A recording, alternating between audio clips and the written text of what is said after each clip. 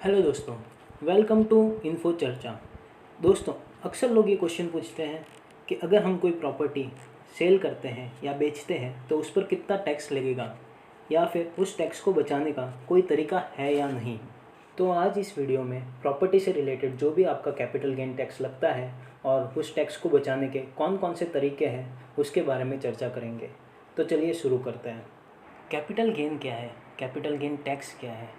जब किसी भी कैपिटल असेट्स को सेल करने पर जो प्रॉफिट होता है उस प्रॉफिट को कैपिटल गेन कहते हैं। कैपिटल गेन दो तरह के होते हैं, शॉर्ट टर्म कैपिटल गेन और लॉन्ग टर्म कैपिटल गेन।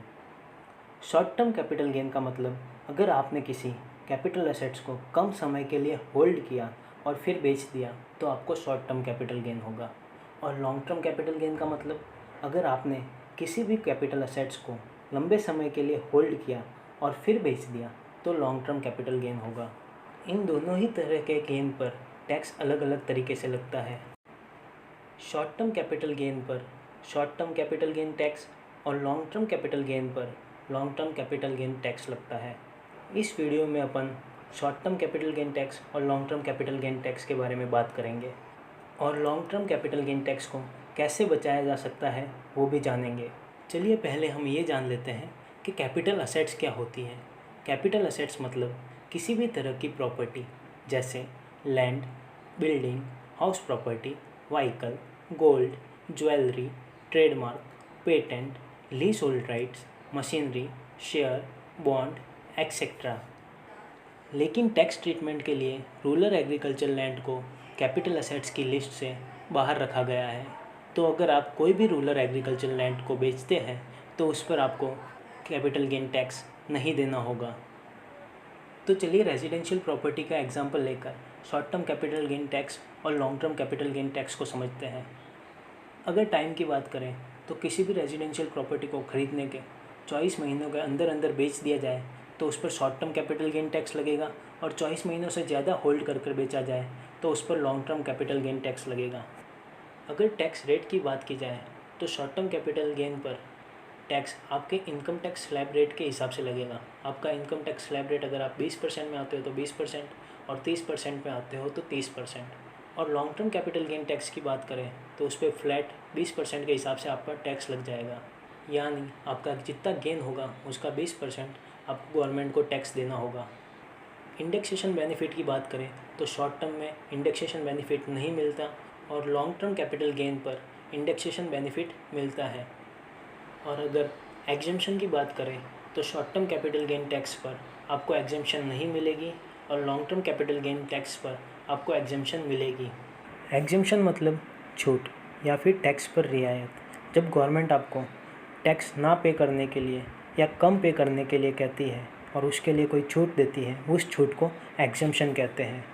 अपन अपने इस वीडियो में 3 तरह के एग्जेम्पशन के बारे में बात करेंगे, यानी 3 तरीके से अपन टैक्स को कैसे बचाया जा सकता है वो जानेंगे।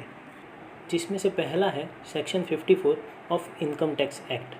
तो इसके अंदर कौन क्लेम कर सकता है? तो कोई भी इंडिविजुअल या एचयूएफ जो उस प्रॉपर्टी का ओनर हो और जिसने हाल ही में अपनी रेजिडेंशियल प्रॉपर्टी सेल करके नई रेजिडेंशियल प्रॉपर्टी खरीदी है। इस सेक्शन में एग्जेम्पशन क्लेम करने के लिए आपको अपनी रेजिडेंशियल हाउस प्रॉपर्टी को सेल करना होता है और उस हाउस प्रॉपर्टी को खरीदे हुए कम से कम 24 महीने से ज़्यादा का टाइम हो जाना चाहिए। अब जो आपको पुरानी प्रॉपर्टी सेल करने पर जो लॉन्ग टर्म कैपिटल गेन हुआ है उस long term capital gain amount से आपको दूसरी प्रॉपर्टी एक्वायर करनी होगी। अब दूसरी प्रॉपर्टी कौन सी होगी? तो अगर आपका कैपिटल गेन 2 करोड़ से कम है तो आप up to 2 residential house property खरीद सकते हैं। अप टू 2 का मतलब आप ज़्यादा से ज़्यादा 2 रेजिडेंशियल हाउस प्रॉपर्टी खरीद सकते हैं या फिर आप चाहो तो 1 रेजिडेंशियल हाउस प्रॉपर्टी भी खरीद सकते हैं। और अगर आपका कैपिटल गेन 2 करोड़ से ज़्यादा है तो आप 1 रेजिडेंशियल हाउस प्रॉपर्टी खरीद सकते हैं। यानी सारा का सारा कैपिटल गेन आपको एक ही प्रॉपर्टी खरीदने में लगाना होगा। आप उस प्रॉपर्टी को परचेज़ भी कर सकते हैं और कंस्ट्रक्ट भी करा सकते हैं। अगर परचेज़ करना चाहते हैं तो बेचने की तारीख से 1 साल पहले या फिर बेचने की तारीख के 2 साल के अंदर अंदर आप नई प्रॉपर्टी परचेज़ कर लें। और कंस्ट्रक्ट कराने का इरादा है तो बेचने की तारीख से 3 साल के अंदर अंदर आपको कंस्ट्रक्शन को पूरा करना होगा, तो ही आप टैक्स एग्जेम्पशन को क्लेम कर सकेंगे। और अब सेक्शन 54 की दूसरी कंडीशनों की बात करें तो उसमें से पहली है कि आपको आपका सिर्फ़ और सिर्फ कैपिटल गेन इन्वेस्ट करना रहेगा। यानी अगर आप प्रॉपर्टी बेचने पे 50 लाख रुपए आपको मिलते हैं, जिसमें से आपका कैपिटल गेन 20 लाख है, तो आपको सिर्फ उस 20 लाख को ही इन्वेस्ट करना रहेगा।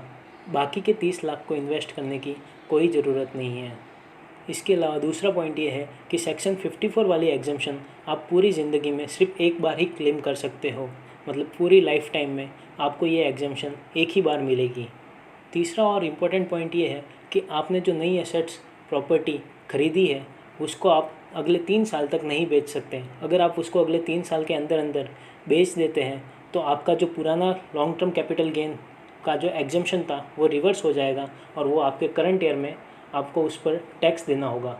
यहाँ पर आपको एक बात का और ध्यान रखना होगा कि जो भी आपका कैपिटल गेन अमाउंट है उसे आपको एक कैपिटल गेन अकाउंट स्कीम में डिपॉजिट कराना होगा। यह अकाउंट आप किसी भी PSU बैंक में ओपन करवा सकते हैं। दूसरी एग्जम्पशन है exemption under section 54F of income tax act. इसे कौन क्लेम कर सकता है? इंडिविजुअल या HUF। HUF मतलब हिंदू अनडिवाइडेड फैमिली। अब एलिजिबल असेट्स कौन सी है? एलिजिबल असेट्स मतलब वो असेट्स जिसे सेल करने पर आप सेक्शन 54F के अंदर एग्जम्पशन क्लेम करने के लिए एलिजिबल हो जाते हैं।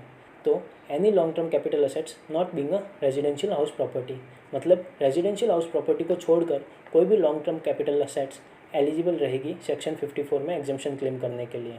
कंडीशन की बात करें तो आप एक घर से ज़्यादा के मालिक नहीं हो सकते। अब नई असेट्स कौन सी है जिसे आपको एक्वायर करना है? तो वो है रेजिडेंशियल हाउस प्रॉपर्टी। आप उस प्रॉपर्टी को परचेज़ भी कर सकते हैं और कंस्ट्रक्ट भी करा सकते हैं। अगर परचेज़ करना चाहते हैं तो बेचने की तारीख से 1 साल पहले या फिर बेचने की तारीख के 2 साल के अंदर अंदर आप नई प्रॉपर्टी परचेज़ कर लें।